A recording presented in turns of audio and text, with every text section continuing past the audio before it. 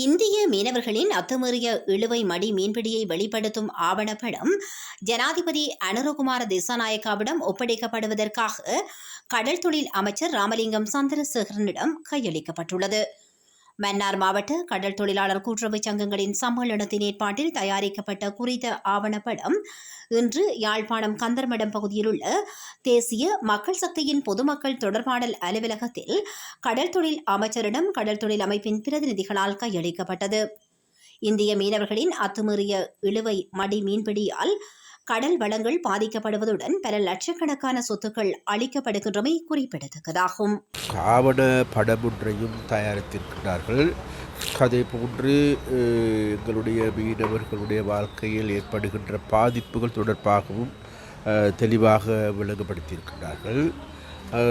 அது மாத்திரமல்ல, இந்திய மீனவர்களுடைய இலங்கைக்கான வருகை, அதன் மூலமாக ஏற்படுகின்ற தாக்கங்கள் என்ன என்பதையும் அந்த ஆவணப்படத்தில் மிக தெளிவாக சொல்லியிருப்பதை காணக்கூடியதாக இருக்கின்றது.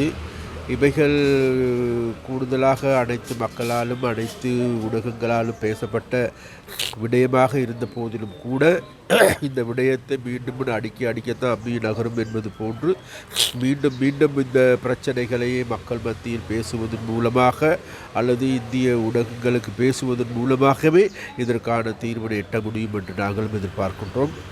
அந்த வகையில் இன்றைக்கு அன்னராசா அவர்களும் ஆலம் அவர்களால் சமர்ப்பிக்கப்படுகின்ற இந்த ஆவணப்படத்தையும் இந்த அறிக்கை, அது மாத்திரமல்ல, இப்போது இங்கே விசேடமாக வடமாகாணத்தில் ஏற்பட்டிருக்கின்ற சட்டவிரோதமான மீன்பிடிகள், இவைகள் எல்லாவற்றும் சம்பந்தமாகவும் ஆராயப்பட்டது.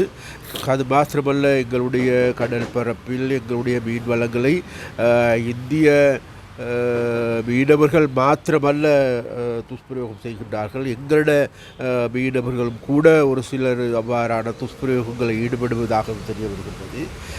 ஒரு சிலர் வெளிநாடுகளில் இருக்கின்றவர்கள் இங்கு வந்து தாங்களுக்கு செலவில் பழைய படகுகளை வாங்கி கொண்டு இங்கு இருக்கின்ற மீனவர்களை பயன்படுத்தி அதனுடைய முற்றுமுழுதான லாபத்தை வெளிநாடுகளுக்கே கொண்டு செல்லுகின்ற போக்கும் கூட காணக்கூடியதாக இருக்கின்றது.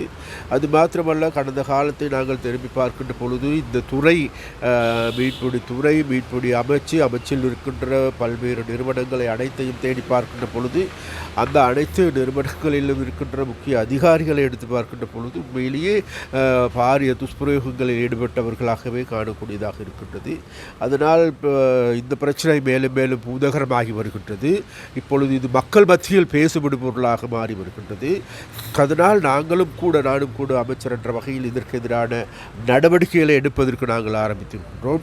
எங்களுடைய அமைச்சு என்ற வகையில் நாங்கள் இந்த லஞ்ச, ஊழல், மோசடி, அதிகார துஷ்பிரயோகங்களை ஈடுபட்ட நபர்களுக்கு எதிராக அதிகாரிகளுக்கு எதிராக விசாரணை ஒன்றை ஆரம்பிப்பதற்கு அதுக்கான குழு ஒன்றை நியமித்திருக்கின்றோம்.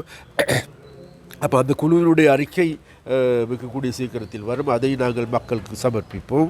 அந்த குழுவுடைய அறிக்கையின் மூலமாக இங்கே இருக்கின்ற கடந்த காலங்களில் இங்கே இருக்கின்ற துஷ்பிரயோகங்கள் அனைத்தும் வெளிக்கொணரப்படும். அதன் மூலமாக அந்த அறிக்கையின் மூலமாக தவறு செய்திருக்கின்ற அதிகாரிகளுக்கு எதிராக நடவடிக்கை எடுக்கப்படும். அது மாத்திரமல்ல, வடமாகாணத்தில் இருக்கின்ற பல்வேறு அதிகாரிகள் தொடர்ச்சியாக ஒரே மாவட்டங்கள் பல காலங்களாக இருப்பதும் காணக்கூடியதாக இருக்கின்றது. அவர்கள் தொடர்பாக பல்வேறு குற்றச்சாட்டுகள் முன்வைக்கப்படுவதும் காணக்கூடியதாக இருக்கின்றது. மீனவர்கள் எடுத்துக்கொண்டாலும் சரி, அவர்களுக்கு தேவையான வேலைகளை துரிதமான முறையில் செய்து கொடுக்காத குற்றச்சாட்டு மீனவர்களால் தொடர்ச்சியாக முன்வைக்கப்படுகின்ற காரணங்களும் இருக்கின்றது. இவைகள் எல்லாமே உற்றுப்பார்க்கின்ற பொழுது நிச்சயமாக இதில் கூடிய சீக்கிரத்தில் இதில் பெரிய ஒரு மாற்றத்தை செய்தே ஆக வேண்டும் என்கின்ற நிலைக்கு எங்களுடைய அமைச்சு வந்திருக்கின்றது. அதனால் கூடிய சீக்கிரத்தில் விசேடமாக வடமாகாணத்தில் இருக்கின்ற இந்த அதிகாரிகள் தொடர்பான ஒரு நல்ல முடிவினை, அதாவது மக்களுக்கு சார்பான, மீனவர்களுக்கு சார்பான முடிவுகளை எடுப்பதற்கு நாங்கள் தீர்மானித்திருக்கின்றோம். அதே போன்று இங்கு இருக்கின்ற ஒரு சில சட்டவிரோதமான மீன்பிடி வகைகள், அதே போன்று மொட்டம் சோலை இங்கும் கூட நமது மீனவர்கள் கூட பயன்படுத்துகின்ற போக்கும் இருக்கின்றது.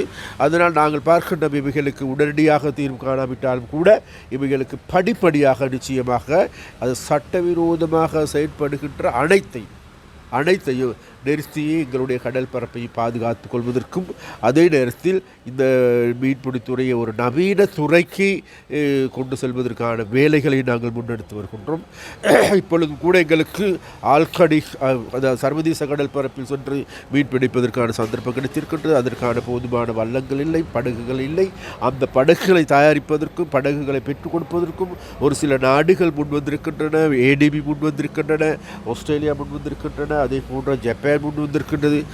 அப்போ அந்த திசையில் வருகின்ற பொழுது நிச்சயமாக எங்களுடைய மீன்பிடித்துறையை இதைவிட வேறு திசையை நோக்கி கொண்டு செல்லுகின்ற வேலையை முன்னெடுக்க வேண்டும்.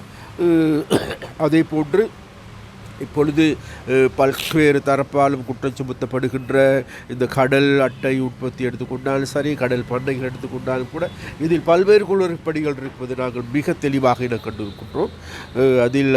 அதில் உரிய நபர்களுக்கு கொடுக்கப்பட்டிருக்கின்றதாயிற்றையும் நாங்கள் தேடி பார்க்க வேண்டிய தேவை இருக்கின்றது.